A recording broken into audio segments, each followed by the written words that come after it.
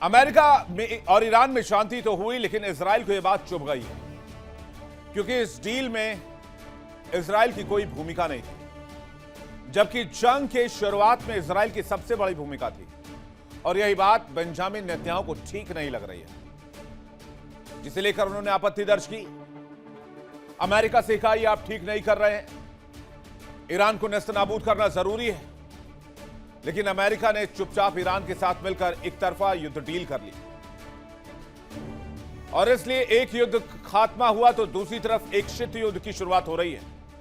शीत युद्ध अमेरिका और इजराइल के बीच में, और इन दोनों के रिश्तों में दरार दिखने लगी। अब तो खुलकर दोनों देश एक दूसरे पर शब्दों से हमला भी करने लग गए हैं। अमेरिका और ईरान में शांति होने के बाद इजराइल के रिश्ते अमेरिका से खराब होने लगे हैं। अमेरिकी अधिकारी और मंत्री इजराइल पर खुलकर हमला बोल रहे हैं। अब तो लफ्जों का लहजा भी नहीं रह गया है। उधर इजराइल की ईरानी शांति वार्ता को मानने के लिए तैयार नहीं है इजराइल, और उसने लेबनान पर हमले तेज कर दिए हैं।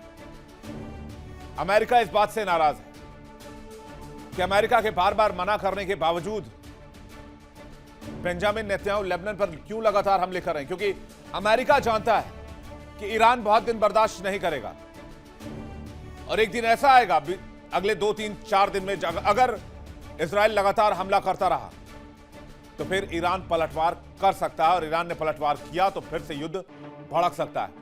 कहते हैं 75 सालों की दोस्ती में अब तक सबसे बड़ी दरार दिखी जा रही है, और इस दरार का कारण बना है अमेरिका ईरान के बीच शांति डील। एक डील ने दो दोस्तों को दुश्मन बनने पर मजबूर कर दिया है। कहते जैसे ही अमेरिका और ईरान की डील पर साइन हुआ, वॉशिंगटन में तो जश्न था, लेकिन तेल अवीव में सन्नाटा पसर गया।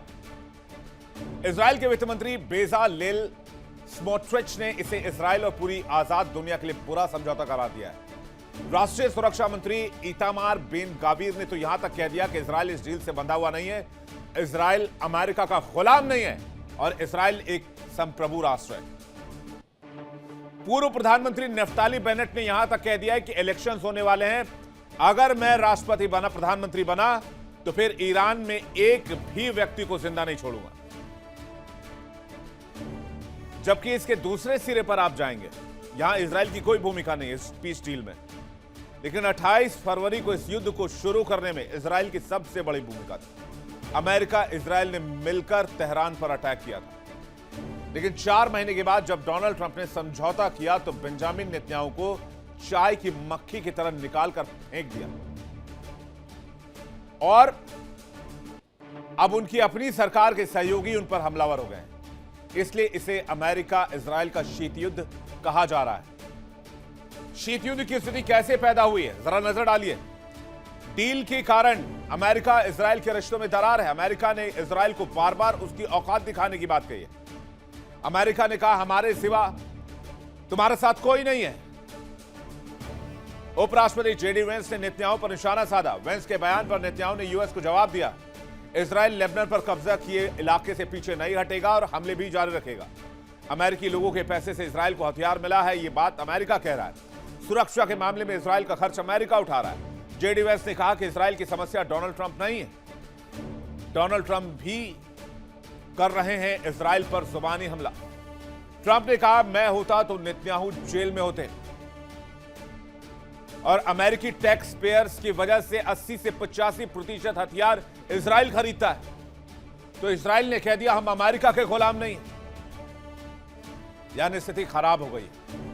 दोनों तरफ से चुभने वाले बयान दिए जा रहे हैं। अब जेडी वांस का बयान खुद सुनिए। You've seen people within Bibi's cabinet who have come out and attacked the deal, and in some ways very personally attacked the President of the United States. And I guess my message to them would be twofold. Number one, Donald J. Trump is the only head of state in the entire world who is sympathetic to the nation of Israel at this moment in time.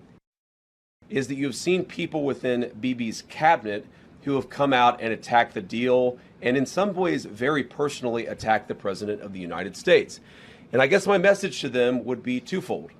Number one, Donald J. Trump is the only head of state in the entire world who is sympathetic to the nation of Israel at this moment in time.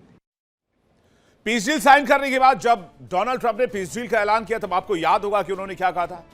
उन्होंने कहा था कि एक ऐसा leader है इस peace deal में जो मेरे पास आता है बार बार और मुझे कहता है बम मारो बम मारो बम मारो। यह तंज था बेंजामिन नेतन्याहू के लिए। इधर जेडी वांस ने 18 जून को कहा कि इजराइल को दुनिया में बचे अपने इकलौते ताकतवर पार्टनर अमेरिका को नाराज नहीं करना चाहिए। जेडी वांस ने यह तक कहा है कि अमेरिकी अपने पैसे से इजराइल की सुरक्षा कर रहे हैं। आप ये बयान भी सुनिए। Is that over the last 3 months, 2/3 of the defensive weapons that have protected your homeland have been built by American hands and paid for by American tax dollars. The problem for Israel is not Donald J. Trump. And anybody in Israel who thinks their biggest problem is the President of the United States. तो America और Israel में तनाव की स्थिति है, लेकिन कभी ऐसी स्थिति थी कि अमेरिका और इजराइल की दोस्ती की मिसाल दी जाती थी। अमेरिका इजराइल की दोस्ती की नींव 1948 में पड़ी जब राष्ट्रपति हैरी ट्रूमैन ने इजराइल को मान्यता देने वाला पहला बड़ा देश बनकर अमेरिका को आगे रखा।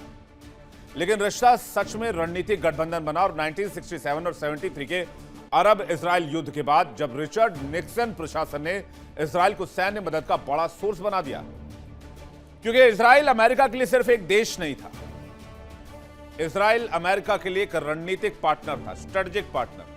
मिडिल ईस्ट के करीब एक ऐसा पावरफुल इलाका जहां से अमेरिका पूरे मिडिल ईस्ट को अपनी मुट्ठी में रख सकता था। 1978 में जिमी कार्टर के दौर में हुआ कैंप डेविड समझौता एक बहुत बड़ा मोड़ था। मिस्र और इजराइल के बीच शांति जिसे अमेरिका ने मध्यस्थ बनकर करवाया। रोनाल्ड रीगन ने इजराइल को अमेरिका का प्रमुख गैर नेटो सहयोगी जैसा दर्जा दिलाया और सालाना सैन्य सहायता को संस्थागत रूप बना दिया। बिल क्लिंटन के समय वो ओस्लो समझौते हुए। जॉर्ज डब्ल्यू बुश ने 9/11 के बाद आतंकवाद के खिलाफ साझा लड़ाई में रिश्ते और ज्यादा गहरे किए इजराइल के साथ। लेकिन सबसे ज्यादा करीबी दौर माना जाता है डोनाल्ड ट्रंप की पहला कार्यकाल का 2017 से 2021, जब अमेरिका ने अपना दूतावास जेरूसलम शिफ्ट किया, गोलन हाइट्स पर इजराइल की संप्रभुता को मान्यता दी और अब्राहम अकॉर्ड के जरिए इजराइल को अरब देशों से रिश्ते सुधारने में मदद की और अरब देशों पर प्रेशर बनाया कि तुम भी इजराइल को मान्यता दो, ज्यादा हवा में कूदने की जरूरत नहीं है। बराक ओबामा का दौर अपेक्षाकृत थोड़ा सा तनावपूर्ण रहा, खासकर 2015 की ईरान न्यूक्लियर डील को लेकर, जिसका नेतन्याहू ने अमेरिकी कांग्रेस में सीधे जाकर खुलकर विरोध किया था। अमेरिका के इजराइल की तरफ झुकाव की एक बड़ी वजह थी भावनात्मक या ऐतिहासिक नहीं बल्कि संस्थागत।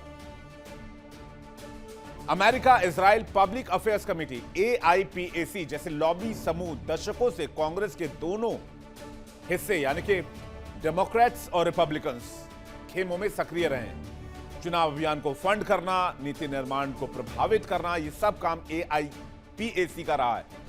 यह अमेरिकी लोकतंत्र में किसी भी विदेशी देश की सबसे संगठित लॉबी मानी जाती है और लॉबी बहुत ताकतवर है, बहुत अमीर है। इसके अलावा इजराइल अमेरिका के लिए तकनीक और रक्षा के क्षेत्र में भी एक अहम साझेदार है। साइबर सुरक्षा, semiconductor design, drone, missile, defence तकनीक में दोनों देशों के बीच गहरा सहयोग है। सिलिकॉन वैली की कई बड़ी टेक कंपनियों के रिसर्च सेंटर इजराइल में है। यही आर्थिक तकनीक जुड़ाव की एक बड़ी वजह है। देखिए इंडिया डेली 24/7 अब आपकी स्मार्ट टीवी पर। इंडिया डेली मौजूद है सभी डिजिटल प्लेटफॉर्म पर लाइव और लगातार। इंडिया डेली 24/7 हर दिन राष्ट्र को समर्पित।